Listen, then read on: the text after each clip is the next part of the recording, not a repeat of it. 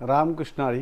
पुंडलिकवरती हरिविठ्ठल श्री ज्ञानदेव तुकाराम. पंढरीनाथ भगवान की जय. माऊली ज्ञानेश्वर महाराज की जय. जगद्गुरु तुकाराम महाराज की जय. तपोनिधी नारायण महाराज की जय. रामकृष्ण हरी. संपदा सोहळा नावडे म्हणाला. संपदा सोहळा नावडे म्हणाला. लागला टकळा पंढरीचा. लागला टकळा पंढरीचा. लागला टकळा पंढरीचा. लागला टकळा पंढरीचा. जावे पंढरीसी आवडे मनासी. जावे पंढरीसी आवडे मनासी. हा कधी एकादशी आषाढी हे. कधी एकादशी आषाढी हे. कधी एकादशी आषाढी हे.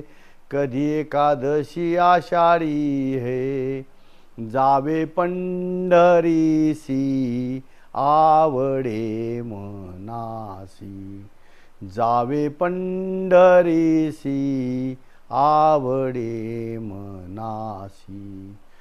तुका म्हणे ऐसे अर्थ जाचे मनी. तुका म्हणे ऐसे अर्थ जाचे मनी. त्याची चक्र पाणी वाट पाहे. त्याची चक्र पाणी वाट पाहे. त्याची चक्र पाणी वाट पाहे. त्याची चक्र पाणी वाट पाहे. जावे पंढरीसी आवडे मनासी. जावे पंढरीसी आवडे मनासी. हा कधी एकादशी आषाढी हे. कधी एकादशी आषाढी हे. कधी एकादशी आषाढी हे. कधी एकादशी आषाढी हे. जावे पंढरीसी आवडे मनासी. जावे पंढरीसी आवडे मनासी. रामकृष्ण हरी. मित्रांनो, जगतवंदनी जगद्गुरु तुकोबरायांचा हा पंढरी महात्म्य सांगणारा अभंग 3 चरणाचा जगद्गुरु तुकोबरायांचा हा पंढरीचा प्रकरणातील एक तुकोबरायांचा आवडता अभंग. सगळेच अभंग आवडतात, पण सर्वांना प्रिय असणारा, प्रत्येक दिवशीचं महत्त्व सांगणारा, आषाढी एकादशीचं महत्त्व सांगणारा.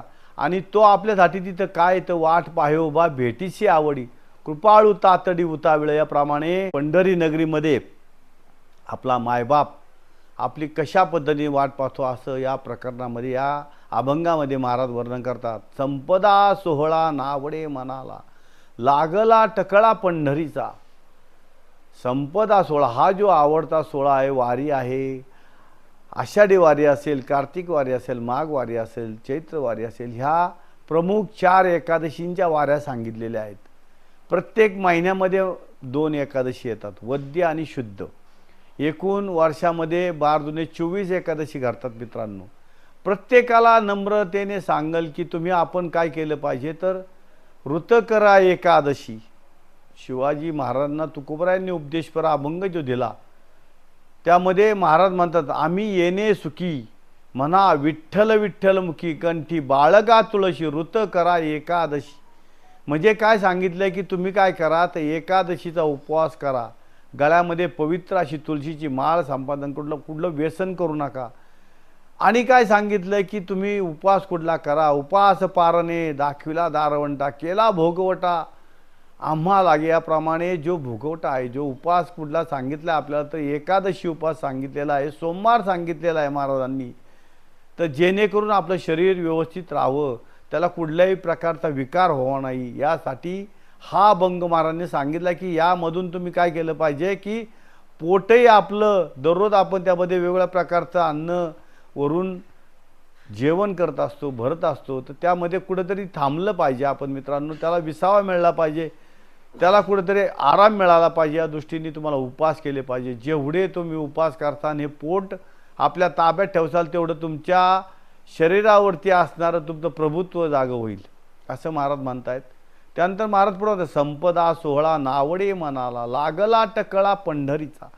मला सोहळा आहे, हा संपदा सोहळा मला खूप आवडतो, मी कधी कुठं जाईल तर पंढरीला जाईल, त्या पंढरीच्या वाळवंटामध्ये नाचल, पंढरीच्या वारीमध्ये सहभागी होईल, एकादशीला तिथं माधवी काय करन, तिथं कीर्तन करन, प्रवचन करन, नामावली करन, दर्शन घेईन मायबापाचं, प्रदक्षिणा करन, आणि त्या ठिकाणी गेल्यानंतर मी काय करन तर पहिलं मी चंद्रभागे स्नान, तुका मागे हेची ध्यान, प्रत्येक दिवशी ज्या ज्या वेळेला आम्ही ज्या ज्या ठिकाणी आमची समाज आरती होईल, ज्या ज्या ठिकाणी कीर्तन, त्यावेळेला आम्ही एकच मागतो की आम्ही पांडुरंगा काय घडू दे, तर पंढरी नगरीमध्ये आल्यानंतर त्या माय बाप भूमीमध्ये आल्यानंतर माझं काय घडू देत, चंद्रभागेचं स्नान घडू देत, त्यानंतर तुझं दर्शन घडू देत, तुझ्या नगरीची प्रदक्षिणा होऊ देत, अशा पद्धतीचे चित्र त्या ठिकाणी आहे। आणि महाराज पुढे म्हणतात की तुका म्हणे ऐसे अर्थ ज्याचे म्हणी, तुकाराम महाराज नंतर म्हणतात की ज्याच्या मनामध्ये हा सगळा भाव आहे, ज्याच्या अंतःकरणामध्ये संपदा सोहळा नावडे मनाला लागला टकळा पंढरीचा, जावे पंढरीशी आवडे मनाशी, त्या पंढरी मनाला काय आवडतं तर त्या पंढरीत जावं, तुझं दर्शन घ्यावं, तुझं नटखट रूप पाहावं, तुझ्या समचर दृष्टीवरती लोटांगण घालावं, तुझी प्रदक्षिणा करावी, जावे पंढरीशी आवडे मनाशी, कधी एकादशी आषाढी, कधी एकदा आषाढी एकादशी येते आणि त्या आषाढी एकादशीला मी त्या पंढरी नगरीमध्ये येईल, माझी मी एकटा नाही येणार तर माझे सर्व वारकरी फडकरी दिंडी प्रमुख दिंडी चालक सगळे हौसे नवसे असा हा भक्तांचा मेळा घेऊन मी त्या ठिकाणी येईल, आणि तुझी मी तिथे काय करेन साष्टांग दंडवत घालून, ज्याप्रमाणे एखादी काठी समप्रमाणात खाली पडल्यानंतर दिसती जमिनीला पडलेली, त्याप्रमाणे मी तुला काय घालन तर साष्टांग दंडवत घालन आणि तुझी सेवामय करायची। आणि त्या ठिकाणी महाराज म्हणतात की जावे पंढरीशी आवडे मनाशी, कधी एकादशी आषाढी, तुका म्हणे ऐसे, तुका म्हणे ऐसे अर्थ ज्याचे म्हणी, त्याची चक्रपाणी वाट बाई। तुकाराम महाराज म्हणतात की ज्याच्या मनामध्ये अशी अर्थता निर्माण होईल, ज्याच्या मनाची एवढी मोठी तीव्रता निर्माण होईल, ज्याच्या मनामध्ये एवढे मोठे संकल्प येतील की मी ज्या वेळेला चोखामेळा असतील किंवा चोखामेळ्याची आखे तुम्हाला की चोखामेळ्याची हाडं पण मित्रांनो काय बोलत होती, विठ्ठल विठ्ठल बोलत होती, का तर तेवढं त्यांनी त्या देवाचं नामचिंतन केलं होतं। आमच्या आईसाहेबांची तुकोबारांची पावलं पण विठ्ठल विठ्ठल बोलत होती, का तर तेवढं त्यांनी एक चित्ताप्रमाणे त्या ठिकाणी आचरण केलेलं होतं, तेवढी त्यांची सेवा, तेवढी भक्ती, हेची थोर भक्ती आवडते देवा, संकल्पावी माया संसाराची, ठेविले आनंदे तैशीची राहावे, चित्त असू द्यावे समाधान। त्याप्रमाणे तुकोबराय म्हणतात तुका म्हणे ऐसे अर्थ ज्याचे म्हणी, त्याची चक्रपाणी वाट पाय। आपला तो मायबाप माझा हा भक्त का आला नाही, ह्या भक्ताची वाट बघत असतो, त्याची काय अडचण आहे का, असं तर त्याचं स्वतःचं रूप घेऊन त्याच्या घरी जाईल, त्याची जी दिनचर्यामध्ये काय अडून का असेल, त्याचं काय काम असेल तर स्वतः आमचा हा मायबाप येतो आणि त्याच्या घरचं काम करत असतो।